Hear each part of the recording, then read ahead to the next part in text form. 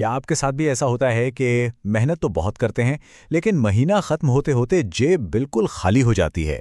अगर इसका जवाब हाँ है, तो आज हम एक ऐसी किताब के राज जानने वाले हैं जिसने दुनिया भर में 4 करोड़ से भी ज्यादा लोगों की पैसों को लेकर पूरी की पूरी सोच ही बदल डाली।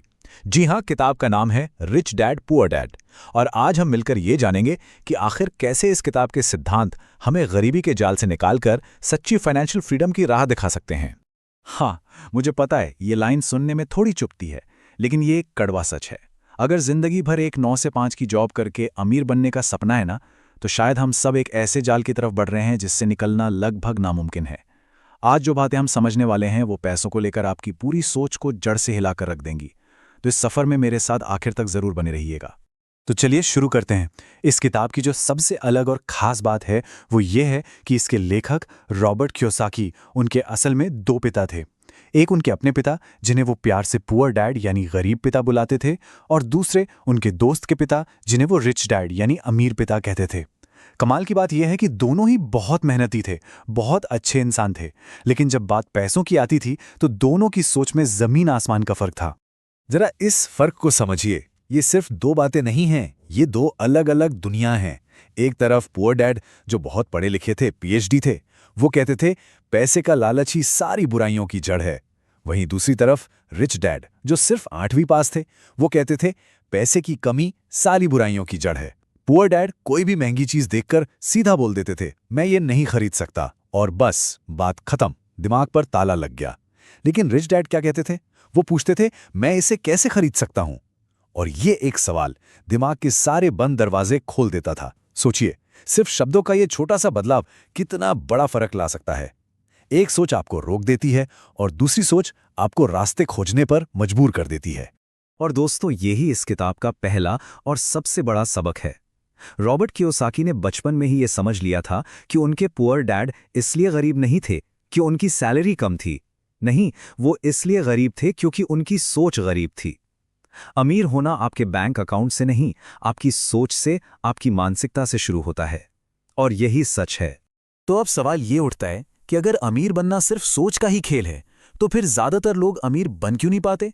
वो इसलिए क्योंकि हम सब एक जाल में फंस जाते हैं। एक ऐसा जाल जिसे रॉबर्ट कियोसाकी रैट रेस यानी चूहे की दौड़ कहते हैं। चलिए समझते हैं कि ये है क्या और कैसे हम सब जाने अनजाने में इसका हिस्सा बने हुए हैं।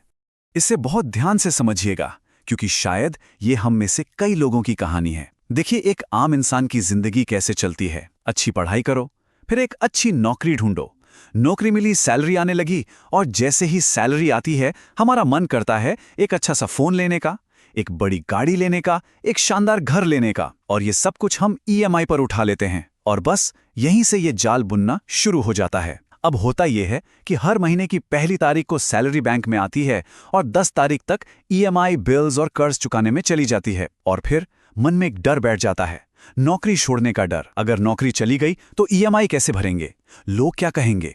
और इसी डर के मारे हम रोज सुबह उठते हैं, काम पर जाते हैं, शाम को घर लौटते हैं और महीने के अंत में सैलरी लेकर फिर से वही बिल चुका देते हैं। और ये चक्कर सालों साल चलता रहता है। इसी को कहते हैं रैट रेस, एक ऐसी दौड़ जिसमें हम भाग तो बहुत तेज रहे हैं पर पहुंच कहीं नहीं रहे।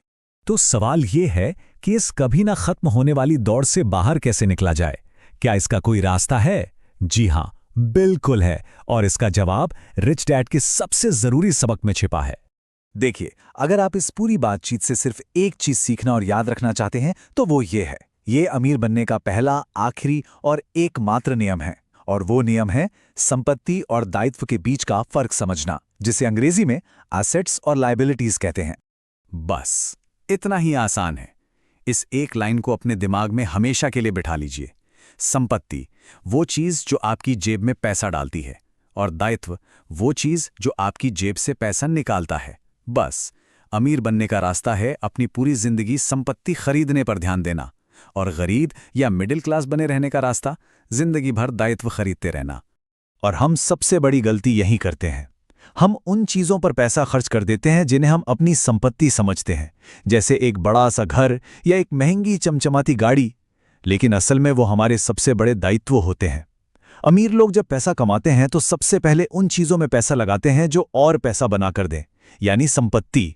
और गरीब और मिडिल क्लास लोग, वो पैसा कमाकर सबसे पहले अमीर दिखने वाली चीजें यानी दायित्व खरीदते हैं। चलिए इस फर्क को एक छोटी सी बिल्कुल असली लगने वाली कहानी से समझते हैं। मान लीजिए दो दोस्त हैं, सुरेश और रमेश। दोनों की एक साथ एक ही कंपनी में नौकरी लगती है और दोनों की सैलरी भी बराबर है। अब कुछ साल काम करने के बाद दोनों 10-10 लाख रुपए बचा लेते हैं। सुरेश, जिसे एक शानदार लाइफस्टाइल का शौक है, वो उन 10 लाख की एक नई चमचमाती कार खरीद लेता है। शुरू में सुरेश बहुत खुश है, दोस्तों को पार्टी दे रहा है, नई कार में घूम रहा है। जबकि रमेश अभी भी बस में धक्के खा रहा है, क्योंकि उसने अपने 10 लाख रुपए शहर के बाहर एक छोटी सी जमीन खरीदने में लगा दिए। लेकिन 5 साल बाद कहानी पूरी तरह से पलट जाती है। सुरेश की 10 लाख की कार की कीमत अब घट के सिर्फ 3 लाख रह गई है। ये एक दायित्व था जिसने उसकी जेब से पैसा निकाला। और वहीं दूसरी तरफ रमेश के 10 लाख की जमीन की कीमत बढ़कर अब 20 लाख हो गई है। ये थी एक सच्ची संपत्ति। कहानी यहीं खत्म नहीं होती। रमेश उस जमीन को बेचकर फिर से इन्वेस्ट करता है और अगले 15 साल में करोड़पति बन जाता है। और सुरेश, वो आज भी अपनी नौकरी और ईएमआई के चक्कर में ही फंसा हुआ है। यही है दोस्तों, संपत्ति और दायित्व की सोच का असली फर्क। तो अब सबसे बड़ा सवाल ये आता है कि हम ये करें कैसे? हम पैसे को अपने लिए काम पर आखिर लगाएं कैसे? इसका जवाब है अपने खुद के बिजनेस पर ध्यान देकर। रुकिए, इसका मतलब ये बिल्कुल नहीं है कि आप कल जाकर अपनी नौकरी छोड़ दें। नहीं, रिच डैड कहते हैं अपनी नौकरी करते रहो, अपनी सैलरी को एक औजार की तरह देखो। एक ऐसा औजार जिससे तुम अपना असली बिजनेस खड़ा करोगे। और आपका असली बिजनेस आपकी नौकरी नहीं है, आपका बिजनेस है आपका एसेट कॉलम, यानी संपत्ति वाला खाना। अपनी सैलरी से हर महीने धीरे धीरे एक एक करके संपत्ति खरीदना शुरू करो और अपने दायित्वों को कम करते जाओ। तो ये असली संपत्ति है क्या? ये वो चीजें हैं जो आपकी जेब में पैसा डालें तब भी जब आप काम नहीं कर रहे हों।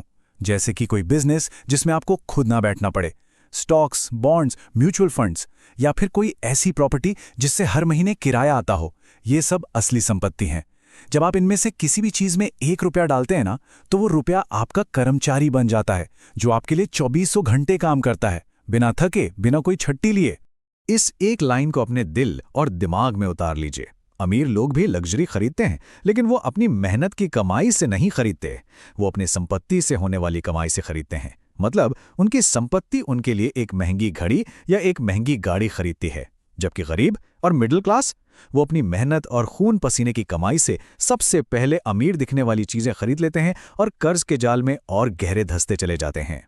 तो चलिए अब उन आखिरी और सबसे जरूरी सबकों की ओर बढ़ते हैं जो हमें सिर्फ अमीर नहीं बल्कि सही मायनों में फाइनेंशियली फ्री यानी वित्तीय रूप से आजाद बना सकते हैं। आपने अक्सर सुना होगा कि किसी की लॉटरी लग गई, वो रातों रात करोड़पति बन गया और कुछ ही सालों में वापस सड़क पर आ गया। ऐसा क्यों होता है? क्योंकि ये मायने नहीं रखता कि आप कितना पैसा कमाते हैं, मायने ये रखता है कि आप कितना पैसा अपने पास रखते हैं और उसे बढ़ाते कैसे हैं। और इसके लिए पैसों की समझ यानी फाइनेंशियल लिटरेसी का होना बहुत बहुत ज्यादा जरूरी है। फाइनेंशियल लिटरेसी कोई रॉकेट साइंस नहीं है।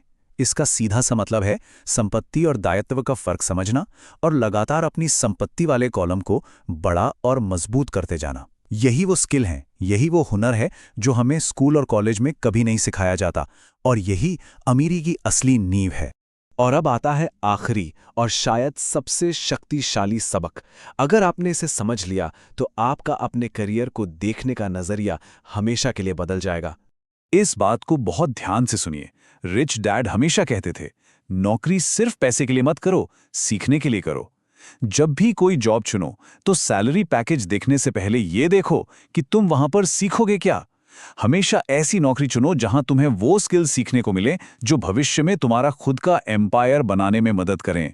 स्किल्स जैसे कि सेल्स यानी बेचना, कम्युनिकेशन यानी बात करना, मार्केटिंग, लोगों को मैनेज करना और अकाउंटिंग की समझ। इसका एक बहुत ही शानदार उदाहरण है। रॉबर्ट पूछते हैं, क्या आप मैकडॉनल्ड्स से अच्छा बर्गर बना सकते हैं? ज्यादातर लोगों का जवाब होता है, हाँ बिल्कुल बना सकते हैं। तो फिर मैकडॉनल्ड्स आपसे ज्यादा पैसा क्यों कमाता है? क्योंकि वो बर्गर बनाने में एक्सपर्ट नहीं है, वो बिजनेस सिस्टम बनाने में एक्सपर्ट हैं। दोस्तों, ये दुनिया टैलेंटेड गरीब लोगों से भरी पड़ी है, क्योंकि वो सिर्फ अपने हुनर को बेहतर बनाने पर ध्यान देते हैं, उस हुनर को बेचने और लोगों तक पहुंचाने के सिस्टम पर नहीं। और अब सबसे जरूरी बात जो इस किताब का, इस पूरी सोच का निचोड़ है, अपनी जिंदगी का लक्ष्य सिर्फ एक सैलरी चेक कमाना मत बनाओ। अपना लक्ष्य एक ऐसा सिस्टम बनाना, ऐसी संपत्ति खड़ी करना बनाओ कि पैसा आपके लिए काम करे, तब भी जब आप सो रहे हों। यही और सिर्फ यही फाइनेंशियल फ्रीडम का असली मतलब है। तो दोस्तों, ये थी रिच डैड पुअर डैड की शक्तिशाली सीख। अब जब भी आप अपना पैसा कहीं खर्च करने जाएं, तो खुद से सिर्फ एक सवाल पूछें, क्या ये चीज़ मेरी जेब में पैसा डालेगी या मेरी जेब से पैसा निकालेगी? आपका हर एक फैसला या तो आपको अमीर बनाएगा या गरीब, और चुनाव हमेशा आपका है। अगर इस विश्लेषण ने आपकी सोच को थोड़ा सा भी बदला हो, तो इस वीडियो को लाइक ज़रूर करें और इसे अपने दोस्तों और परिवार के साथ शेयर करें। क्या पता आपका एक शेयर किसी की ज़िंदगी बदल दे, किसी को रैट रेस से बाहर निकलने की हिम्मत दे दे। मुझे नीचे कमेंट्स में ज़रूर बताइएगा कि आपका अगला फाइनेंशियल फैसला एक संपत्ति होने वाला है या एक दायित्व। और ऐसे ही ज्ञान से भरे सफर पर मेरे साथ बने रहने के लिए चैनल को सब्सक्राइब करना मत भूलिएगा। इस वीडियो को आखिर तक देखने के लिए आपका दिल से बहुत बहुत धन्यवाद।